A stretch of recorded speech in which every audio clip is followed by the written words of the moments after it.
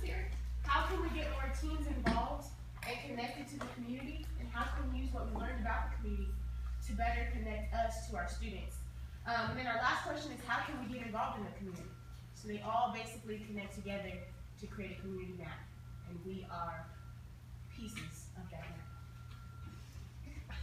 Okay, so in order to know more about our community, we have to learn about its history first. So Richmond, the first inhabitants of Richmond were the Ohlone tribe, who were there for like almost 5,000 years ago. And then in 1823, a man named Don Francisco Castro was given a property of land known as Rancho San Pablo. And then out of that, when he died 70 years later, Richmond came to be. And then Richmond was established as a city in 1905. Richmond was widely known for its railroad system in Point Richmond, and that attracted a lot of people to come over and work. Also, during World War I, there's this thing known as the shipyards, and Richmond built the Kyla Richmond shipyard, which was one of the biggest wartime shipbuilding operations on the West Coast, and it really brought a lot of migration from the South to Richmond. There's a lot of African Americans and Caucasians who were coming to Richmond during this time. But during the post-war adjustment, the shipyards closed, and there was a lot of readjustment going on, so a lot of the production and population declined in Richmond.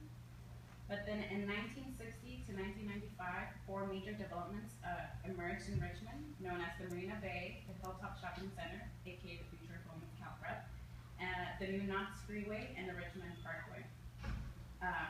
And now the neighborhood of Richmond covers 56 square miles. There are 3 major areas in Richmond, which we have North Richmond up there, Central Richmond, and South Richmond. These 3 areas are specifically known because they're very violent and there's a lot of rivalry between each other. So usually a lot of people don't try to cross those lines. There's also a place known as the Iron Triangle, which if you can see right there in Central Richmond, there's a little triangle. And basically it's called the Iron Triangle because there's railroad track that kind of create this design. But yeah, usually if you're from Central, you won't try to go to the north side or the south side, vice versa. And like I said, Richmond is really well known for its violence, but currently right now the violence has gone down in the past few years due to like police incentive and money motivation. They've been really trying to motivate people to like report crimes, and if they do, they give them some money, and that has really helped. Although it's kind of questionable that they're doing this, but if it helps bring down the crime, you know. But yeah, something about Richmond is that Chevron is located in Richmond. Chevron is the biggest economic producer in Richmond, the largest employer. This past November, Richmond made headlines as the Chevron-backed candidate Nate Bates lost the race to longtime progressive city councilman Tom Butt. Chevron placed $3 million into pushing these 3 candidates to make it into the council because they wanted to expand Chevron and modernize it. But when the explosion happened in July 2013, a lot of the community was fed up with Chevron because they were just sick and tired of having it, you know, the fumes and everything just go into the community. And Chevron wasn't really doing much about it. And so they decided to protest against them, and surprisingly enough, they were able to keep them out of the council. And so as when you go around Richmond, you'll see that there's a lot of abandoned houses with cardboard on them. There's a lot of abandoned lots.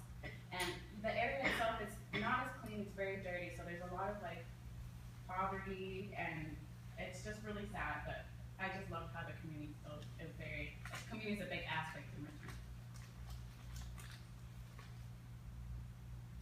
So Richmond families, we were lucky enough to have our own Richmond family in our team, so we got a nice perspective on it. In our last slide, we had about 35 or 39% of families, people in Richmond are Latino. So there's a really strong Christian or Catholic values that they hold. So churches play a big role in community involvement and sort of resources. Almost 50% of people don't or speak a language other than English at home. So that's something that we definitely have to keep in mind when we are, need to talk to families or students. 75% of people don't have a 4-year degree, which has gone down in recent years. It used to be higher, but as we'll talk about the Richmond Promise and putting more people through college, that's definitely bringing that number down. There's a very strong sense of family. We met a bunch of families, and it was really nice to see how they all interact, how passionate they are about the community. So, community spots. There were, despite the violence in the area, there's a lot of community programs and places for students and families. We first went to the Richmond Library, which offers lots of programs.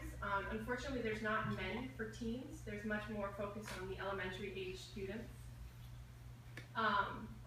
They have some tutoring for the older kids, but not nearly as much as younger. They have Angela Cox was the woman who runs the programs for teens, and she was talking about how she's the only person on her staff. So she is in charge of all the programs. So because of lack of funding, and they actually cut funding, so there were more, and now it's just her. She has trouble running all the programs. She has a scholarship essay writing for seniors in all Richmond high schools. That is $1,000, and all they have to do is write an essay. And she talked about how many students struggle with writing a very simple essay. And so she wanted to start writing a writing program for students who are looking to apply to colleges. There's literacy programs. There's a program called LEAP, Literacy for Every Adult. It's free, it's tutoring, anyone can come, and it helps improve their English skills. Okay, so there's the community centers. We talked, okay. So there's different, Stephanie talked about the different areas in Richmond, so central, north, and south. And there are many community centers throughout Richmond, and I thought that was interesting when I was looking at a map, but after talking to the woman who runs the Booker Community Center on the south side, it made sense why. Because of students, or teens, mostly teens, younger kids don't have much of an issue, but traveling between areas is very dangerous for them. So they can't go to all the community centers, so they have to build more than one. So they often get a chance to use their program in facilities. RPAL, which is there, is Richmond Police Activities League. It's a program put together by the police of Richmond. It has boys and girls clubs. It has homework tutoring, specifically in STEM subjects. And they bring in tutors for those subjects on different days of the week. They have basketball and baseball clinics, and a big part of it is that the Richmond police officers come in and they coach and they play sports with the teenagers. There's a few police officers who coach boxing, and so they build this connection. The teenagers build a connection with the police officers, and they learn about each other and start to understand each other. And there's not that much of a disconnect as there used to be. All right. So here we have some family resources. When we were walking in the area, like when we were leaving the Richmond Library, we spotted a building that was the Native American Mental Health Center, and so I thought that was really dope. I thought a lot of this was really dope. So I was like, we need to go there. So we took a walk in there. We met a lady named Courtney, and she had like just a powerful story to tell us, things like that. This building is actually there to help people that may be not really necessarily accepted in the community. They have backpack giveaways for students. They even have resources for the LGBT community. They have workshops about STIs, or if people have questions about health. They even host suicide prevention days, because a lot of youth and things like that in Richmond, not everybody knows this, but like many students, whatever, are going through suicide things or thinking about suicide. So they create those days to kind of like bring the community together, but also to uplift people. And so it's a really good space. You can see some of the artwork right there, but it's very good because they also bring consciousness about the Native American community. They're branched out too in Oakland, San Francisco, and Concord. but they're also located in Richmond. And so what's really cool is, say if there's not a resource in Richmond, like if they're having some type of, they go on like a college field trip, because they also take the students on college field trips and stuff like that. They provide transportation to get people from Richmond to maybe the site in Oakland to go on those field trips. Same as with health services. If there's certain services that the Richmond Center doesn't provide, they provide transportation to get people to and from. And so that's the really cool thing. It encompasses all that. So for families, for students, if they need some type of assistance, things like that, that's what that is there for. These two are connected. We found down the street from the center where they have the community activities that the police puts on for the for like students and things like that, there was a homeless shelter. So we went in there and talked to a couple of the people, and they provide a soup kitchen. They provide a place for people to stay overnight, even clothing, things like that. So it was kind of cool to see that that's right down the street from the activity center. So if families do need a place to stay, and maybe they don't have a home, stuff like that, that there's an actual place where they can go and get those resources and get help. We also have a Latina center. And they provide support for even families or mothers that have been domestically abused and are trying to find like a safe refuge, things like that. So there's like a lot of resources that are in Richmond that a lot of people don't realize. Like so many times we try to stigmatize areas and be like, well, because of one bad seed, the whole area is bad. But there's a lot of good that's in Richmond, and just walking around, feeling that vibe, talking to different people, you can tell people still have hope for the community. And as teachers, like that's really what we're here to do as well, is be a part of that hope and bring about change. And then right here, it's a little blurry, but that's Planned Parenthood. It's really cool too. Planned Parenthood is right down the street from where the school is actually located, Cal Prep, in Hilltop Mall. So students need contraceptives or things like that, or have questions about that. Like we have to be real, they're high school students. Things do happen. It's better that they're safe than situations arise. So it's good that we can at least tell them about that. The other cool thing too about these resources is students can also be a part of these as well. They can volunteer to help out with these as well. And we want to build more students that are able to give back to the community as well, not just take resources, but bring some reciprocity. And then here, like I said, there was a lot of things in Richmond that just really grabbed me. But a lot of the places that we went to when we were trying to find things that worked for teens, people kept bringing up Rise, and I remember Stephanie had mentioned it before, like, we need to go check out Rise, and we just rolls ourselves over there. And I'll use that, no pun intended.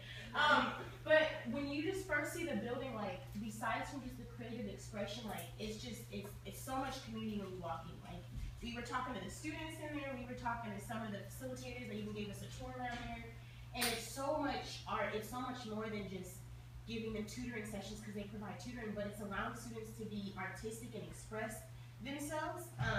It's like the only really teen center in the area, mainly, that students feel like they're safe to go to, because there's not a lot of places where teens feel safe to go to, but this is there for them, it's free. And another cool thing that they offer is they're really big about social justice, so they even did a Black Lives Matter protest in the streets of Richmond, which is cool. And Black Lives Matter, I'm going to make sure I incorporate this, that also includes Latino Lives Matter, because they encompass the same thing. And so a lot of times you'll see when they're protesting about one, they're protesting about the other, because both people are dealing with police brutality at a high rate. So guys, we're going to show this really quick clip. This is produced by some of the people who work at Rise. A lot of the times, the people who arrive at Rise become mentors and facilitators, and they're very big about artistic abilities and producing music and art and stuff like that. And this is the video called Richmond Through My Eyes. It's really cool. So you're going to see some teens in this. Beautiful. No? Alright. Oh, so you want to play it, son? Oh, but then.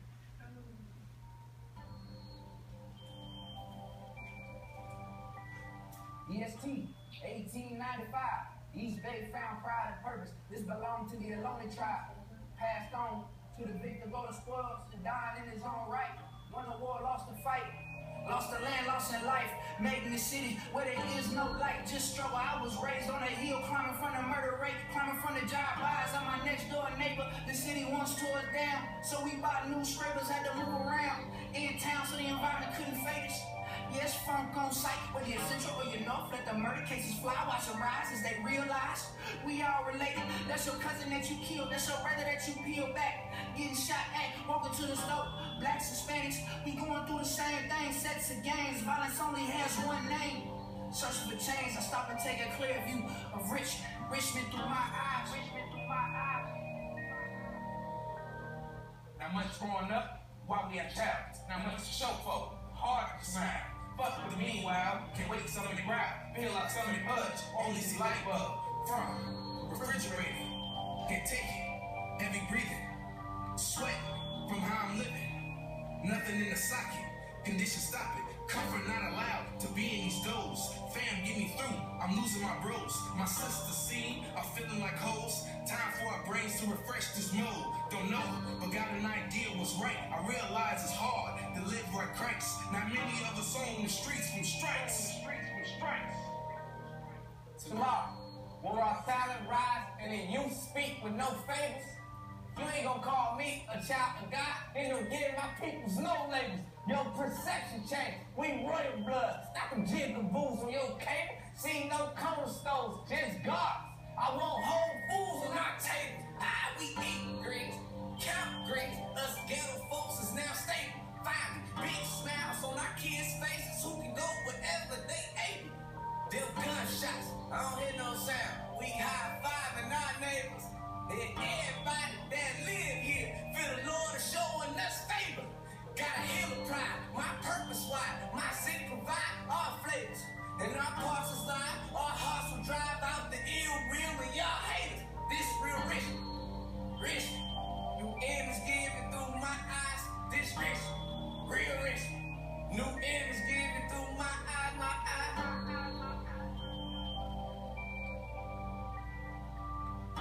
So this whole video was produced by people who attended Rise and who work at Rise, and as she said, it's very like they have little kids who are making beats and stuff, and like producing rap lyrics and music videos, and they really try to talk about why they say certain things in music videos or why they use certain words and how to make it into a positive thing. And then this video kind of encompasses of the struggles that people live while living in Richmond and how we hope for better and how we wish for better. And despite everything that goes on, like this is Richmond, like we love it and we want to make it a better place.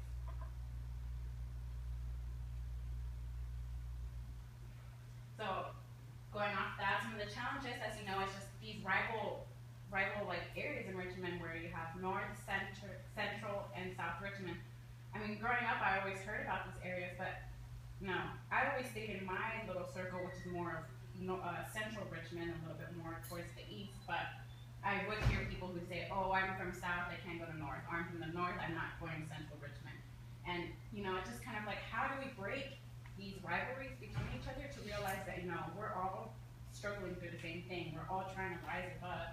And instead of like the guy said in the video, instead of killing each other, we're neighbors, we're brothers. Like we need to come together as a city and realize that. And another thing is the lack of funding. Like we said, in Richmond, a majority of the people who make up just North Richmond are between the ages of 5 and 17. And then the next amount is 18 to 24. And a majority of the people who are getting killed in Richmond are between the ages of 18 and 24. So it's just kind of like, how do we get the resources to create centers like Rise to help you to get them out of the streets and to stop the violence here? But it's just I don't know. Sorry, I'm gonna get like a little emotional, but it's just sad to see because we should really be paying more attention to the teenagers in Richmond, especially with everything going on, and the fact that there's lack of funding for them is unacceptable. But one of the assets of Richmond, as we said, is just the sense of community. No matter how many times people label us and the residents from Richmond as like, oh, we're ghetto, we're like it's violent there, there's only crime there. Like people realize how important it is to have these communities in Richmond for the youth, because they don't want them there. They don't want them out in the streets there's a lot of drive-by shootings and stuff like that. So they will persevere through the challenges, even if it means like doing fundraisers or like going to city councils to advocate a little bit more. Like the sense of community enrichment is like really big, and that's one of the biggest assets that it has.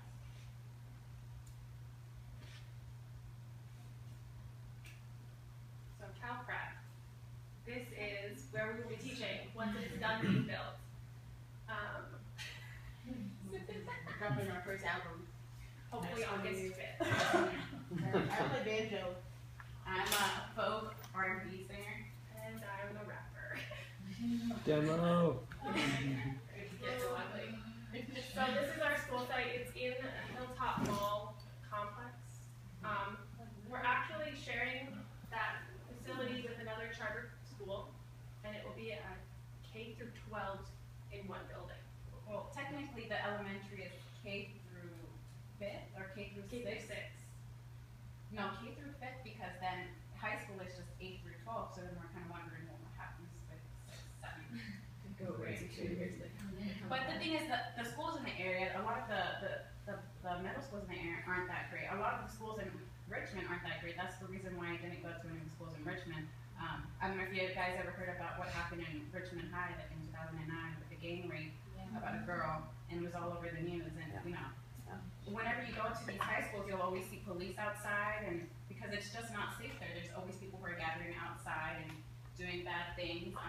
The high school that my mom went to, Kennedy High, she told me it was supposed to be a prison, but they turned it into a high school.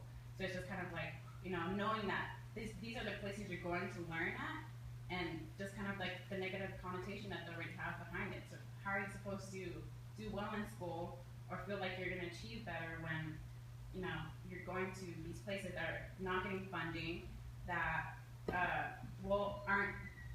don't expect you to succeed, and just, I don't know. It's that mindset. Yeah, it's the mindset.